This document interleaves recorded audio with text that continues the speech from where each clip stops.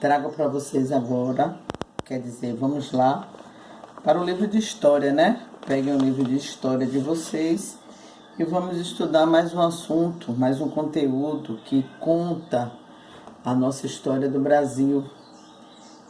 No último conteúdo que nós estudamos, nós falamos que o rei de Portugal, a família real vem para o Brasil, trazem para cá algumas transformações culturais, instalações, criações de várias coisas.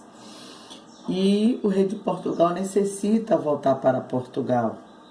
E aí, voltando para Portugal, ele deixa o Brasil na mão do príncipe regente. Aqui, príncipe regente, lá para Portugal segue o rei. E ele fala, né? Já que eu tenho que deixar o Brasil, que eu deixe na mão de você, que é meu filho, e que há de me respeitar. Nessa frase, ele diz o quê? Ele diz que se o Brasil se separar de Portugal, procurando uma independência, né, já que as revoltas estavam acontecendo em prol disso, de separar o Brasil de Portugal, o pai diz que ele separa o Brasil para o filho, né? Porque mesmo assim, ele ainda há de respeitar as ordens do pai lá em Portugal, aplicando aqui no Brasil. A gente ainda continuaria com o comando português. E o Brasil, ele acaba virando o Dom Pedro, agora como Dom Pedro, né, que ele vai se tornar imperador, primeiro imperador do Brasil, ele proclama a independência do Brasil, que a gente ainda vai chegar nesse assunto. E hoje eu trago alguns movimentos que aconteceram no Brasil mediante a essa vinda, né, da família real para o Brasil, onde a França queria ter o domínio de todas as terras. A Inglaterra era um país que tinha uma grande potência econômica e a França queria proibir esse crescimento da economia dos ingleses. E aí, bora ver o que é que se dá com essas duas nações tão potentes economicamente na nossa história. Brasil e Império. O Brasil tornou-se império por causa de acontecimentos que ocorreram na Europa e que provocaram mudanças importantes na colônia. Naquele período, a Europa estava dividida entre duas grandes nações, a França e a Inglaterra. Os outros países, os demais países, deveriam aliar-se a um ou outro, ou a França ou a Inglaterra. Isso porque ambos eram as grandes potências na época. Além disso, eles disputavam poder sobre as colônias na América, na África e na Ásia. A Inglaterra tinha um grande poder econômico devido ao processo, ao período da Revolução Industrial, pela qual vinha passando. Essa revolução caracterizou-se pelo emprego das máquinas a vapor, pela divisão do trabalho, já não trabalhavam tanto, né? E pela relação de trabalho assalariado na produção industrial de bens de consumo. Essas características levaram os produtos ingleses a serem bem mais baratos e sua produção mais rápida, né, já que estariam trabalhando com máquinas, que os demais países. Empenhavam-se fortemente na indústria têxtil. Indústria têxtil é a produção de tecidos, já que a Inglaterra exportava para todo o mundo.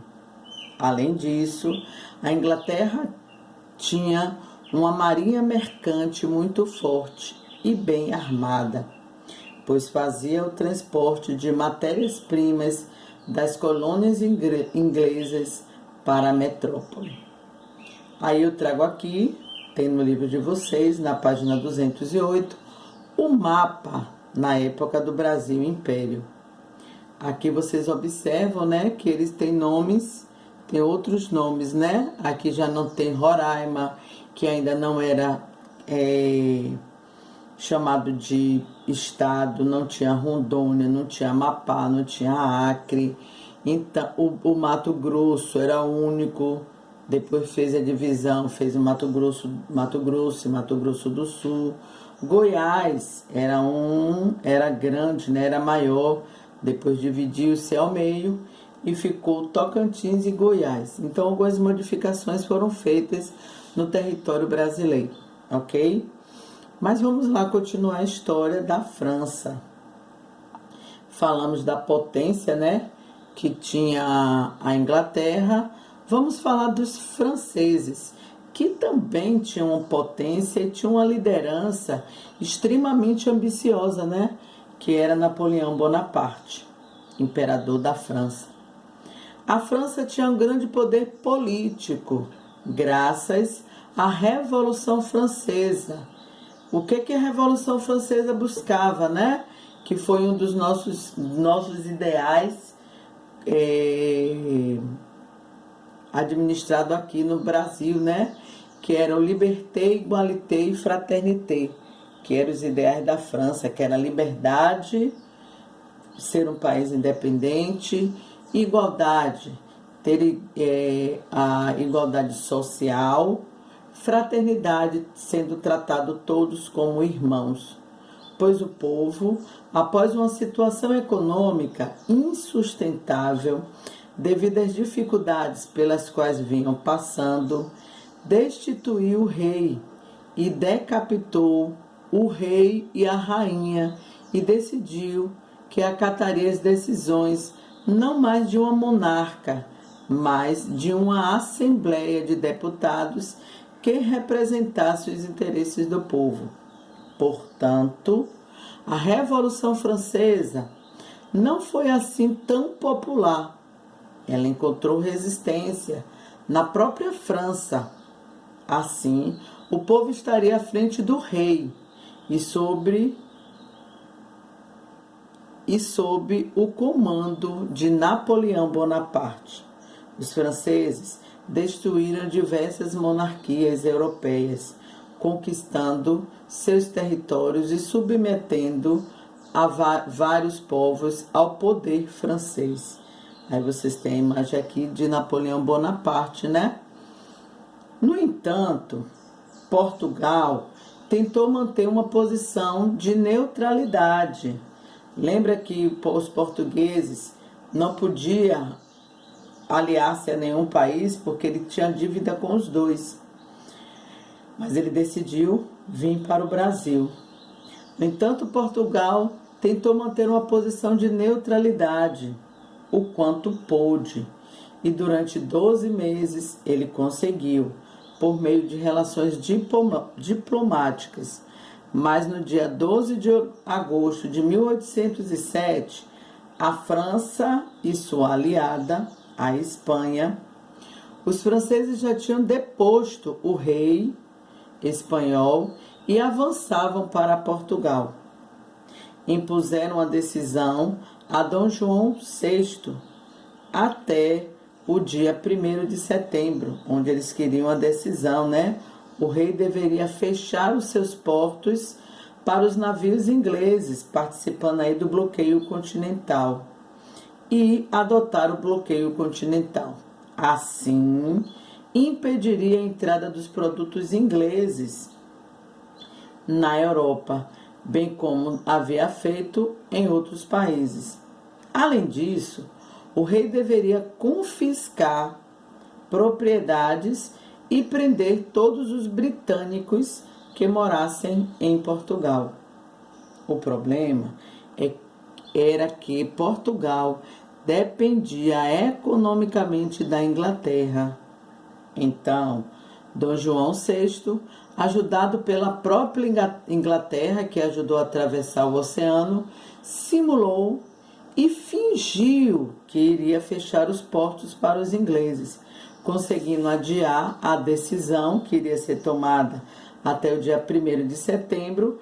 Ele adiou até o dia 20 de outubro de 1807.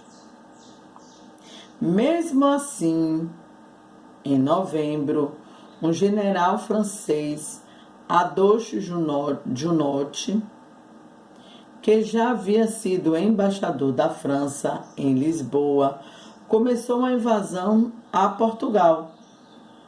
Liderava um exército de 23 mil soldados, famintos, cansados, mal armados e mal treinados, mas que, sob o seu comando, tornou-se uma máquina de guerra contra o exército da Áustria e da Rússia. Chegaram aos arredores de Lisboa no dia 25 de novembro de 1807. Dia antes, a chuva começou e não cessava, não parava, enquanto a família real preparava-se para a fuga para a colônia, para o Brasil, levando consigo 60 mil livros, onde ele abre uma biblioteca aqui no Brasil, né? Uma biblioteca real, e manuscritos. Trouxeram quadros, pratarias, objetos de artes, móveis, rebuscados, arquivos. No dia do embarque, inúmeros cortesãos brigavam para obter a permissão para embarcar. Enquanto isso, o povo de Lisboa assistia a tudo, percebendo que estava sendo abandonado pelo seu monarca, pelo seu líder, pelo seu rei. A partida aconteceu no dia 27 de novembro de 1807, ainda sobre um tempo chuvoso, mas que só no dia 29 de novembro de 1807, depois de uma manhã ainda chuvosa, o tempo mudou, trazendo ventos que empurraram a esquadra real, sobre a proteção da Inglaterra, para o seu destino, que era o Brasil. Nesse momento, o líder francês Junot tomava a Torre de Belém, em Lisboa, capital de Portugal, e bombardeava os navios em fuga, mas só atingiu um deles, um dos barcos portugueses, e caiu em desgraça para Napoleão, pois não conseguiu depor o rei de Portugal e tomar o trono português. A proteção inglesa custou à família real o compromisso de manter os portos brasileiros abertos para a Inglaterra, para os navios ingleses, por meio dos quais seus produtos poderiam ser comercializados e levados para toda a América do Sul. O poder de Napoleão permaneceu na Europa até o ano de 1815. Então a gente observa aí, que todo um contexto, né, mundial acabou influenciando na decisão dos portugueses. Aqui eu trago aqui uma ilustração: o príncipe regente de Portugal e toda a família embarcando para o Brasil no cais de Belém, em Lisboa. Ele aqui até então ele era príncipe regente, pois a sua mãe ainda era viva. Ela tinha problemas de saúde, mas quem dava as ordens mesmo era o príncipe regente, que depois da morte da mãe ele se tornou rei de Portugal. É aquela história que a gente viu, onde o rei de Portugal vem para Portugal e entrega a liderança do Brasil para o seu filho D. Pedro, até então chamado de príncipe regente. Depois que ele torna o Brasil um império, ele vira primeiro imperador do Brasil. Seu nome vai ser chamado de D. Pedro I. Tudo ok, galera? Vamos dar uma reforçada nesse estudo, ver, ler, conhecer, observar as datas, a diferença de meses, para a gente saber como é que foi que se deu essa passagem da nossa história, ok? Um grande beijo para vocês.